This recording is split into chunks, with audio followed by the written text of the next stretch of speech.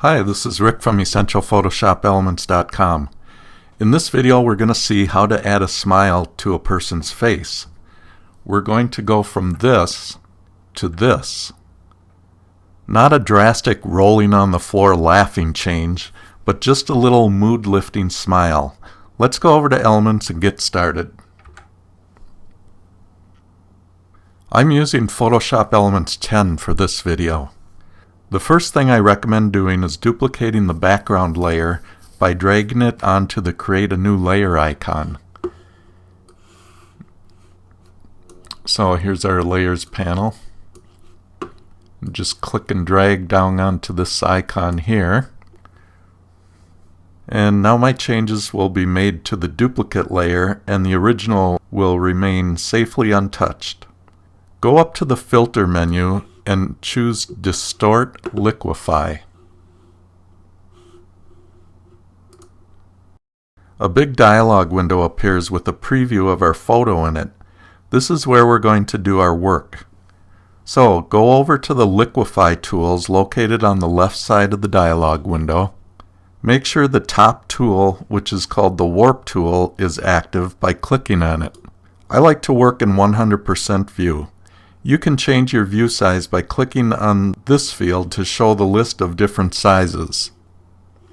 Just click 100%. Notice our cursor looks like a circle with a crosshair inside of it. That cross is kind of the hot spot. The Warp tool works by letting you push or pull parts of your photo, and the crosshairs is where the move takes place. As you might have guessed, we're going to pull up the corners of the mouth to try to simulate a smile. So we could just go in with our Warp tool and pull up on the corners of the mouth.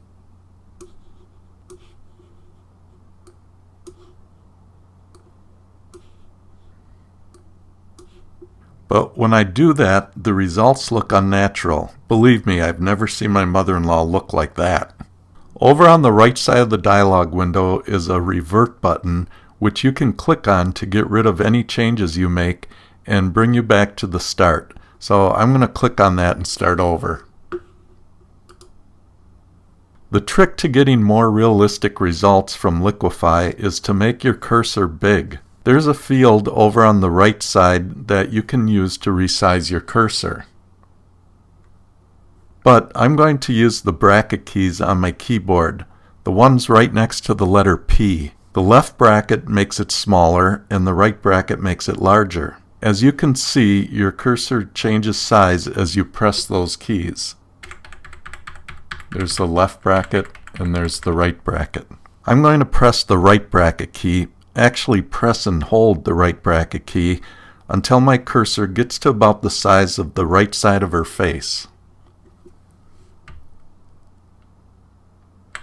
And then, instead of dragging from the side of her mouth, I'm going to place the crosshair right along the cheek line and then click and drag to lift up the whole cheek, and the corner of the mouth comes along with it. So this line here, and I'm going to kind of go off an angle from the corner of her mouth here, and then just click and drag that up. And you can see the whole cheek is lifted up and the corner of her mouth is also lifted up. And then I'll do the same on the other side. Just kind of go here and pull that up like that. Remember, don't go too far or it won't look right. Once you're satisfied with the change, click OK to close the dialog window and accept the change. Now, one other thing I want to show you first is if you do make a move that looks bad, you can do Command Z on a Mac or Control Z on a PC, and it will go back to the state right before you made that last move. So you don't have to go all the way back to the beginning by pressing Revert. You can use the Command or Control Z to move back one step. So I'm going to click OK to accept my changes. Now you can go to the Layers panel, and if you click on the eyeball next to your top layer, you can see the before and after. So clicking on this eyeball hides and shows the contents of that layer. So there's before and after. And when I do that, I notice that her glasses got kind of distorted on the right side. So I'm going to go over to the toolbox and click on the eraser tool to make it active. And I can resize that with the bracket keys too. So I'm going to press the left bracket key a few times to make it smaller. Now I can brush over the distorted glasses on the top layer to erase them, and the original glasses from the background layer will show through. If you're familiar with layer masks, you could use a layer mask instead of the eraser tool. Make sure to click the before and after to see if there's any other distortions that you need to erase. Now I notice on the left side her earring and the jacket are a little distorted, but it's nothing that looks unnatural, so I'm just going to leave it. And that ends our lesson on how to add a smile with Photoshop Elements. Be sure to click on the subscribe button above this video and you will be alerted whenever I add a new video.